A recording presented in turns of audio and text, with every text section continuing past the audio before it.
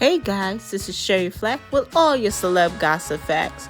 Make sure to subscribe and like at the button below and put your notifications on so you don't miss none of this hot popping tea. Now let's get into it. Tasha K is done, people. Her show is going to be over. She lost her case against Cardi B, but Cardi B won her case against her. So she has to pay Cardi $3.2 million, and she's only worth $1.5 million. Yes, I said it. She comes on her show, which viewed about 995,000 viewers, to claim that this is just part of the system in the machine and she's going to appeal the case. Now, you have to have actual evidence to appeal the case, so that's going to be very hard. Appeals are not that easy, so she can spit out anything and just say she's going to appeal, but that doesn't mean you're going to win the appeal, or even if the court is going to pick up the appeal. They don't have to pick it up. You have the right to appeal, but they could reject it and say there's no grounds on it.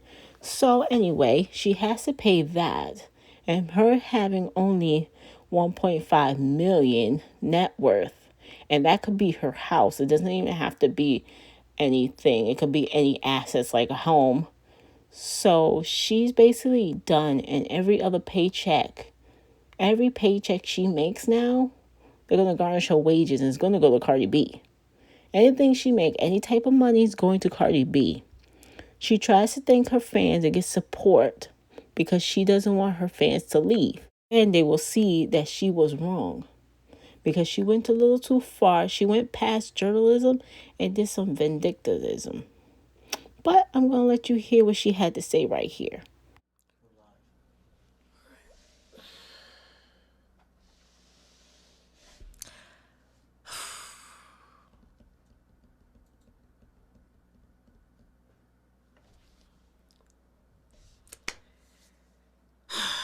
All right. These last 4 years fighting this conspiracy case have been extremely challenging, and yet I wouldn't change a single thing about any of it. I've learned so much. Every moment was incredibly powerful and insightful. The verdict handed down on Monday was no shock to myself, my husband, or my legal team. We are prepared, and we were prepared for this challenge from the beginning. Prepare for the worst, as we said. We called bluff against a machine that wanted to bully me for not wavering from my personal beliefs. A machine that has corporate interests to protect prostitution, drug use, promiscuity, and to glorify the violence that wreaks havoc on our society and in our neighborhoods. And to glorify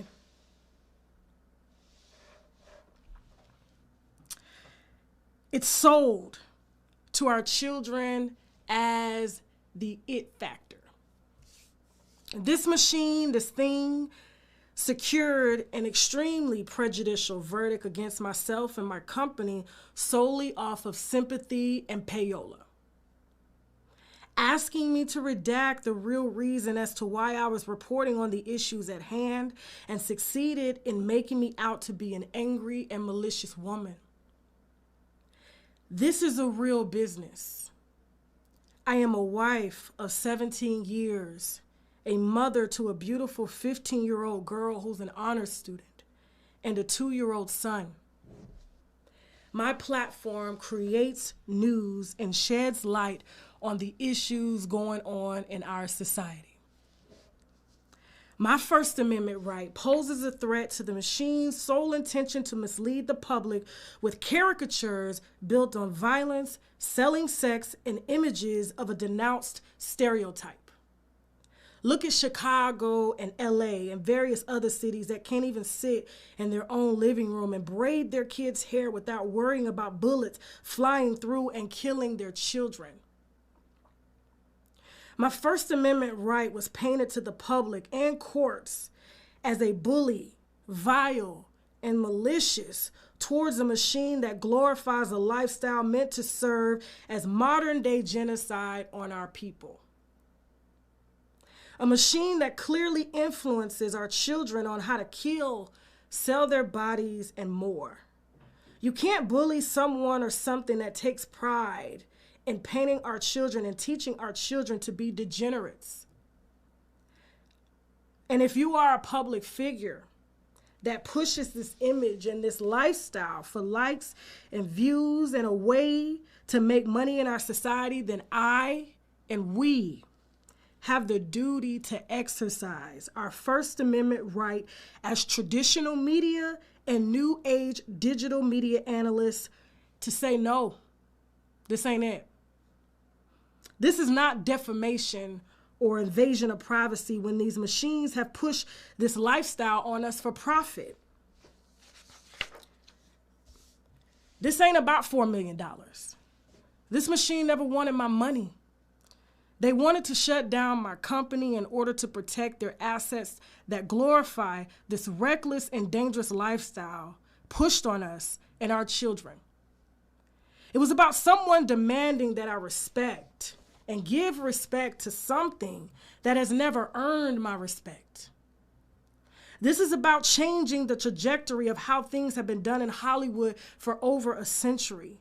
There are no more gatekeepers, no more red tape, no more waiting to be picked and told what you have to do. If we simply believe in ourselves and our God-given right to live our lives purposeful and don't allow our gifts to die with us, we all hold the key to change. New age digital media such as myself and traditional media, we exercise our First Amendment right to publish our opinions and facts concerning these caricatures of stereotypes pushed in our homes and into our society, and we are just supposed to accept it because there's money on the table? No, absolutely not. This case was meant to drain me financially, and it did not. And send a message to anyone who thinks they have the right to challenge a machine that protects their corporate interests. We knew this case. We knew why this case didn't go our way. Our First Amendment right was intentionally hindered from the moment the case was filed. My company and I have built a platform that has been stamped over and over by traditional media and, most importantly, my viewers, you all. I have broken hundreds of stories on this platform from the moment I started recording videos in my guest bedroom back in 2015 while working at Seasons 52 as a server. I know y'all maybe think this is over, but no, this is just the beginning. I will spend as many years as I can to protect our right to voice our opinions and facts on these images that are sold and pushed on us. The appeal process has already started, and we intend to expose every conspiracy against me, my company, and my family. I was supposed to be destroyed a long time ago, but it did not happen. I am still here. We are still here.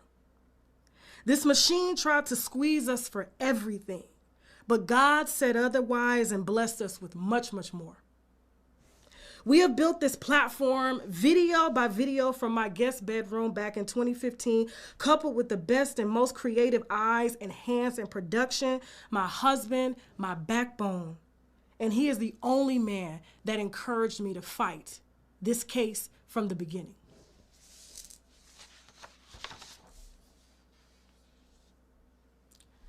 My case will set a precedent for all future media, and we intend to fight until the truth is out.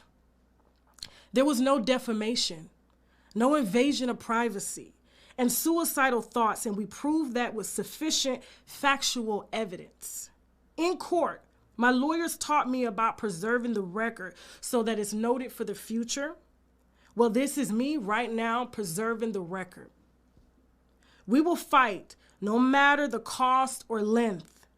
Even if this takes years. I spent 11 years building this platform to serve as a leader in media. Media is a power, fighting machines with endless money protecting their investments. My husband has spent over 20 years working in production. We have over 1 million viewers and hundreds of millions of viewers, and most who have been with us since the very beginning. I love y'all so much for that. Y'all built me, and y'all are the only ones who can take away the viewers. I show my gratitude and appreciation by fighting for this priceless gift you have gifted my family and me, and the right to exercise our freedom of speech as human beings. Kibi Studios is a household name. Unwind with Tasha K is just one of the subsidiaries, and we intend to break out many more. Although the court hasn't instructed us to take the videos down, I've always said that I will comply with any court or jury. The videos have been taken down to show good faith to the courts because I respect the courts. We respect the courts.